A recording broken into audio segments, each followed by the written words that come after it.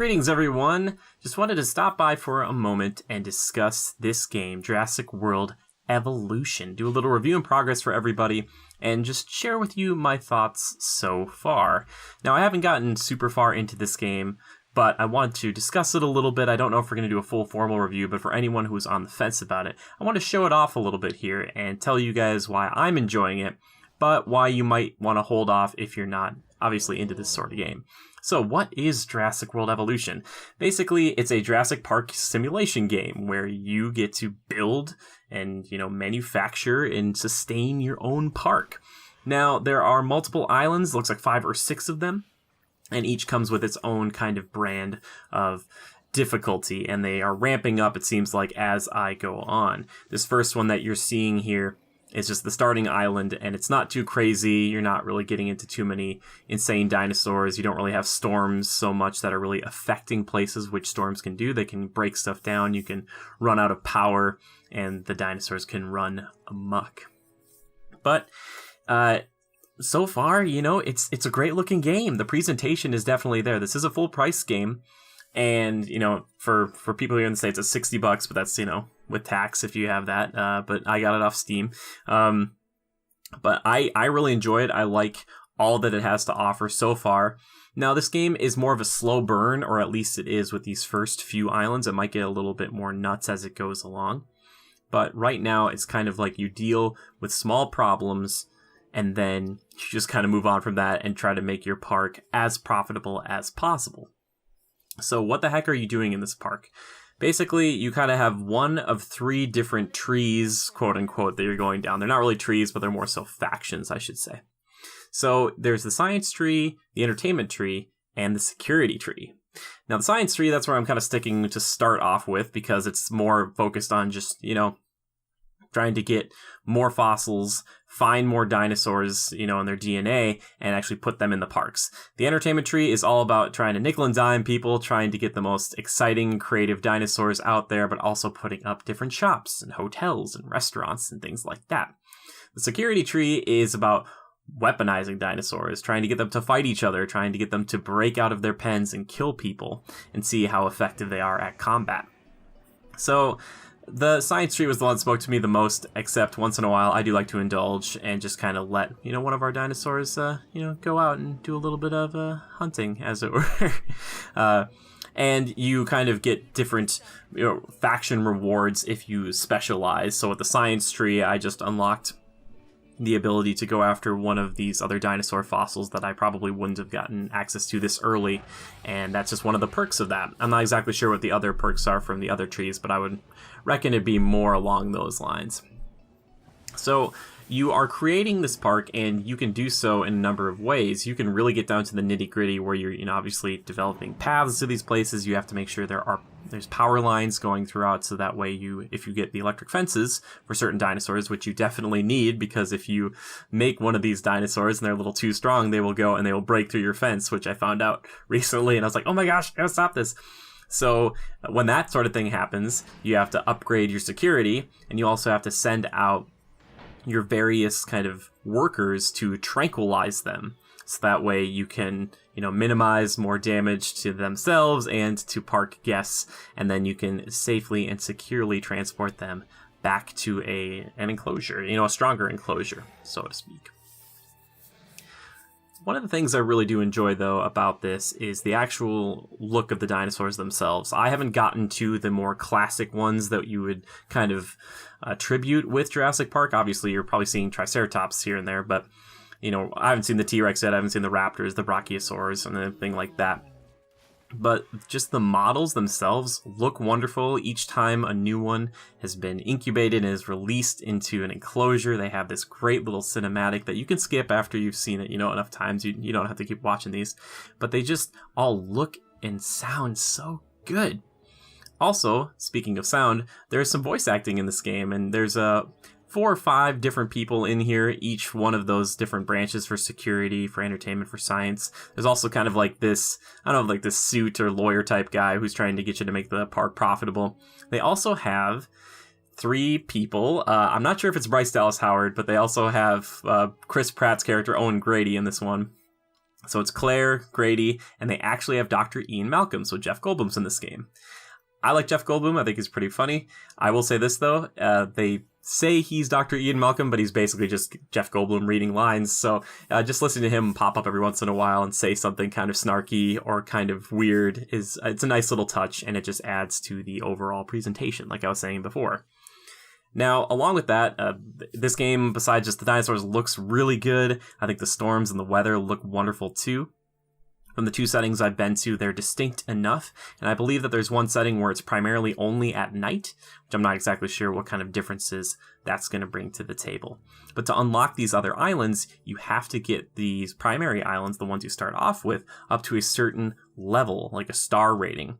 And it's out of 5 stars, and that can go up as you make it nicer, and there's more security, and there are more attractions. And the more dinosaurs you bring out, the higher your budget becomes. You keep getting more income, which is really nice, because in the beginning, you're kind of picking and choosing, like, do I want to make a new dinosaur, or do I need to send out, my teams to go dig up more fossils around the world? So there's this kind of interesting loop where in the beginning, you kind of have to make those choices, and then you're sending out your expedition to go out and find these things, uncover these things, and then you have to go extract the DNA, or you can sell some fossils that have no use. And then you can take that money to, like I said, you can either make more dinosaurs, you can add different genetic traits to them, you can make them stronger in different ways, you can make them look different in different ways. And that's nice, there's a little bit of variety there. And while it brings down the viability, the success rate of incubating these embryos, it also makes them more powerful or more lucrative to you, because if you bring out, a Triceratops, once again, with a different color pattern, people are into that, and that brings up the money, which is good to have. You can also get your hands, dirty, so to speak, by you can either take control of the Rangers or your asset containment unit with going around, and you can actually heal dinosaurs. You can change out the feeders and things like that. You can even tranquilize them if they're getting, crazy and they break out. So there's a lot of little things like that where you can get your hands on it. You can't really experience the game, at least that I've seen so far, from the point of view of a guest. You can't just take over a guest. You can't go into third person and walk around a first person. But it is kind of cool to drive a Jeep around a level that just from a different perspective. I think that's really wonderful. But yeah, this game is really fun. I enjoy it. Like I said, it's kind of, at least in this first island and the second island a little bit, it becomes a little more slow or a little less fast-paced. In this game, I don't think it's supposed to be like breakneck speeds or anything. It's a park sim. If you've played Roller Coaster Tycoon or any game like that, it kind of has that feel to it because it's those people who made those games. So they know what they're doing. And it's not something that you're going to play to really get your heart pounding, except in those few moments when a dinosaur does break out, if you haven't made a proper enclosure or the power goes out or something. These are things that really kind of flip the script for a little bit, but the rest of it's just this kind of nice little gameplay loop that is pretty addicting.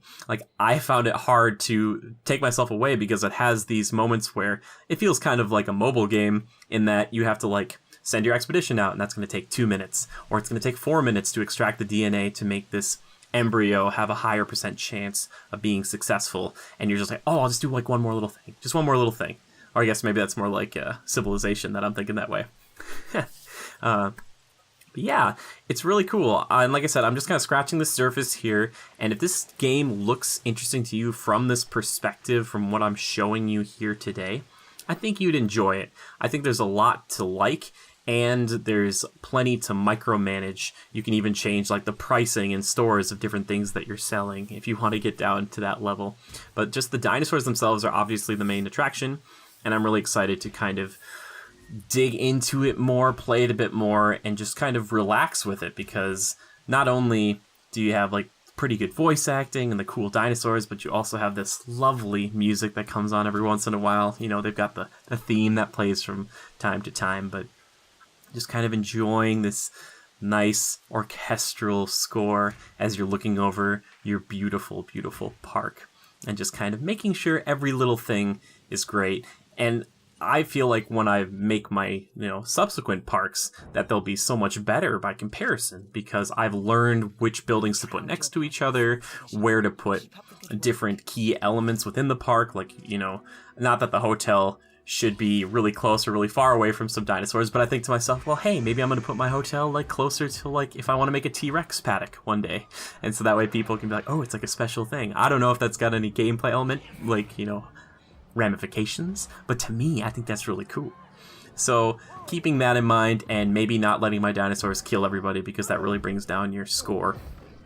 Even though it is fun to watch and it's interesting to see them just go around just murdering people and just, you know, oops, I left the gate open.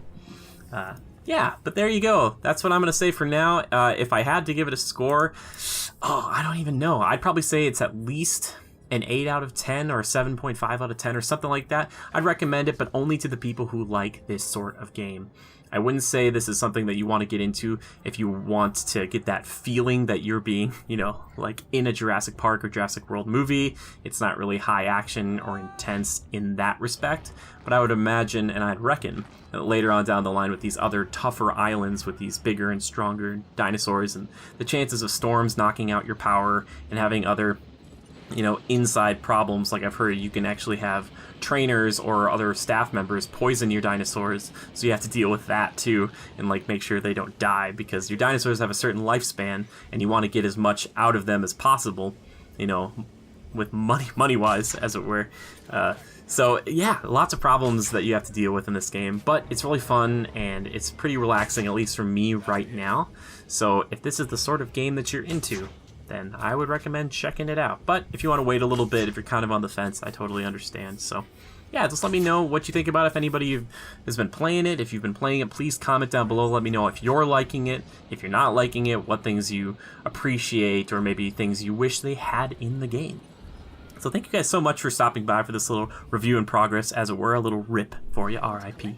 And if you don't know by this point, my name is Jimmy Good. I'm from Critical Reviews. And if you want to support the channel, consider liking and subscribing to see more reviews kind of like this, but we actually do more edited, polished reviews that aren't just unedited gameplay like this. So if that's what you're into, we have those as well.